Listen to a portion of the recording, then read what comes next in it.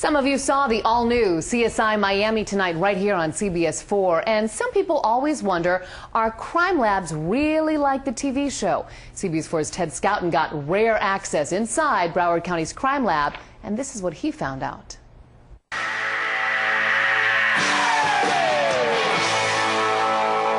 It's all so slick when we see the crime scene detectives crack the case on CSI Miami. The real-life lab may not look as sleek, but they've certainly got the toys to make even the smallest bit of evidence into the most crucial clue. Take, for example, the murder of 92-year-old Yvonne Moss in Deerfield Beach back in 2002. She was raped in her bed, then her throat was slashed. When detectives analyzed her comforter, they found curious, nearly microscopic blue specks. You can barely see them here. They also found those same blue specks on clothes abandoned at a nearby gas station. This instrument, which is called a microspectrophotometer. With the help of this high-tech machine, BSO criminologist Dr. Robin Gall could tell the specks on the clothes and the specks on the bed were the same. They came from a blue tarp the killer touched at work. Whenever they would handle this blue tarp, they would get this small particulate all over their clothing. So what he didn't realize is that same blue particulate, he was leaving it everywhere he went. And when he went into the victim's home and was on her comforter, he left some of those particles behind. Lori Bell is a crime scene detective. She gathered evidence from the scene. She found an unused roll of tape and analyzed it in the super glue chamber. I put the evidence inside there. We put liquid super glue in the bottom. It gets heated up on a hot plate and the fumes rise, which then attaches to the moisture left in the fingerprint. You can see with the black powder, it just developed this print right here.